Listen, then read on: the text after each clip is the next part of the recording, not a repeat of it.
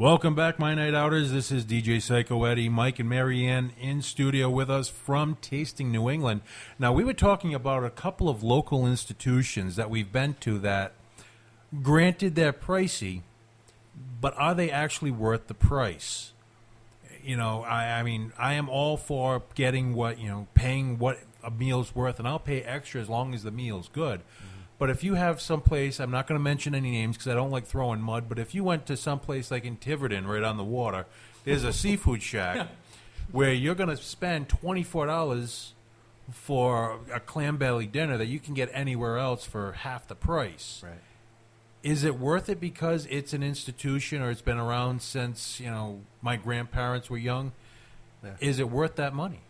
No, it's life's too short to be doing that kind of thing, right? It's that's kind of where we're at when we were talking earlier. Where Marianne and I we like to cook. We're kind of, I don't want to say homebodies, but we like to cook at home, and but you realize there are just so many great places around in not just our little area, and not the huge established places or the place that everybody knows. You want to go to that little place kind of in the corner where you might get a really great deal on some good food, and it becomes a go-to place for the rest of your life, All right. Now, we were just talking about also the up-and-coming restaurants, the ones that seem to be all the rage.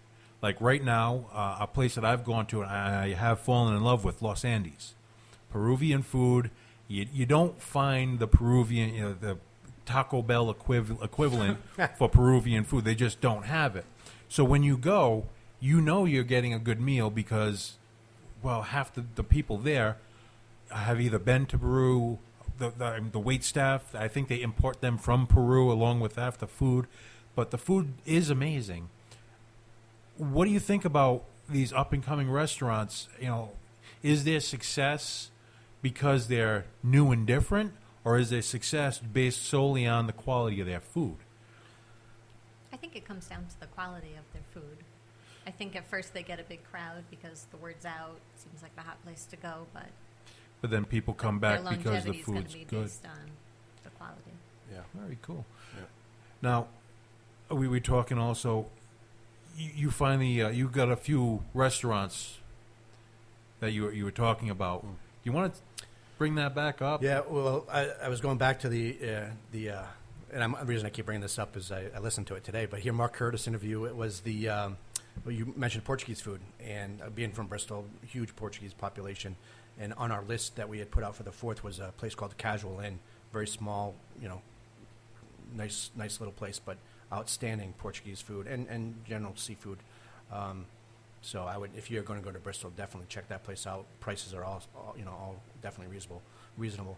Another place is Odenis in East Providence, which we just went to probably about a year ago for I think it was a birthday party. Birthday. Yeah.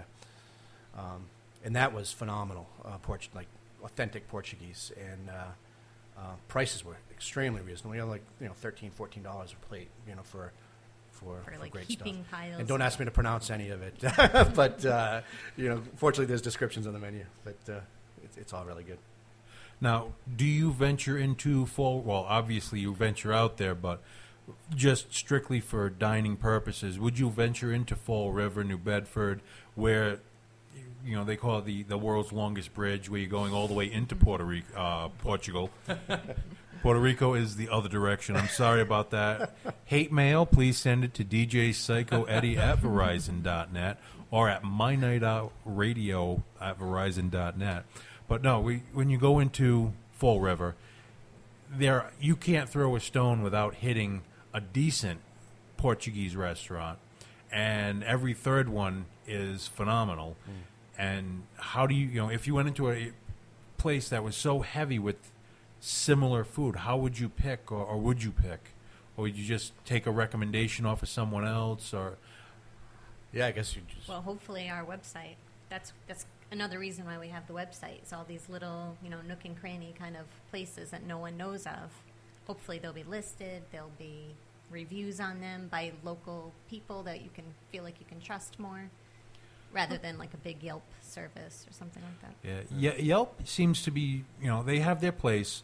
either it's searchable for distance and whatever from where you are. If you're lost and you're hungry, and you can find a meal close quickly, but you're not getting the local input from the people that are actually going to these restaurants. So again, if someone wants us to recommend, hey, come to this restaurant and check out whatever meal, how would they do that?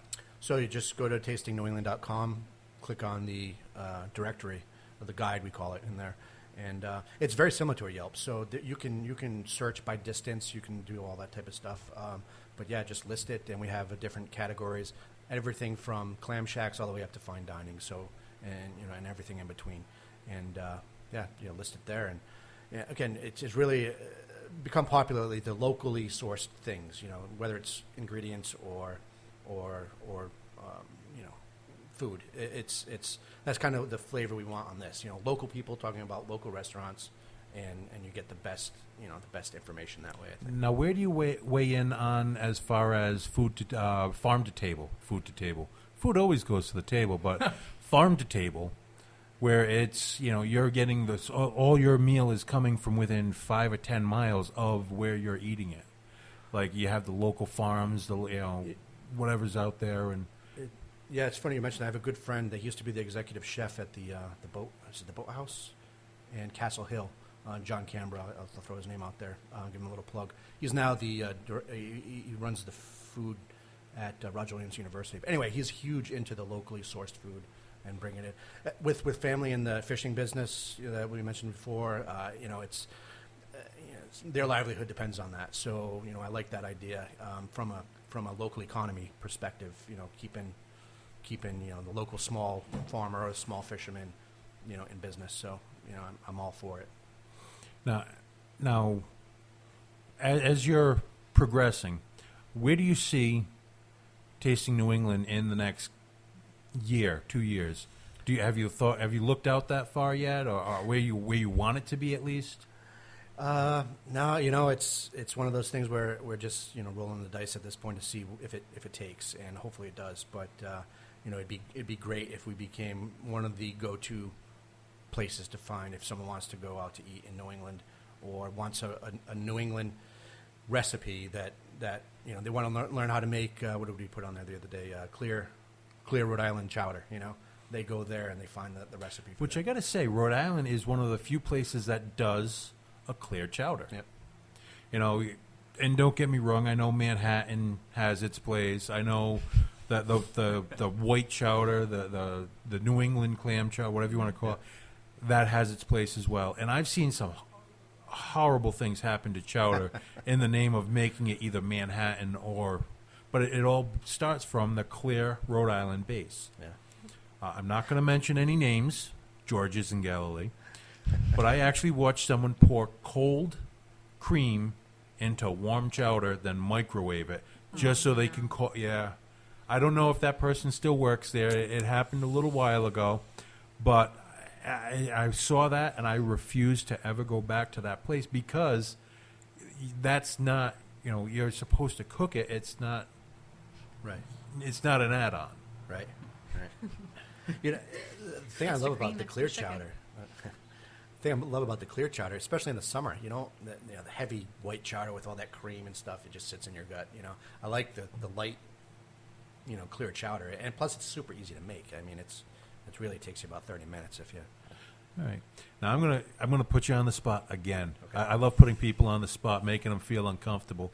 If you had to pick right now where you're going after you leave here, reservations aside, where would it be? Let's think. Well, there's that place you were just talking about, Aqualantes. Aqualantes. That sounds like a good close by place to go. All right. Italian food, I can do. Unfortunately, as I mentioned earlier, I'm on a little bit of a restriction on my food, so I can slim down so I can eat more food, I guess. But the yo-yo syndrome. I'm slimming down so I could eat more. It's the pants stop fitting, so I'm trying to save money on pants. It's okay. They make them in a bigger size. Trust me. But that's the thing. I'm going to buy new pants, and I'm too cheap to do that. I'd rather spend it on food. Why don't we take a break? We're going to leave here with Blindside Thunder. Let's see, which Blindside Thunder are we going to do here today? We're going to do Burn with Blindside Thunder. You're listening to My Night Out Radio it's going to be a bad day. My Night Out Radio on Rhode Island Free Radio. We'll be back in a minute.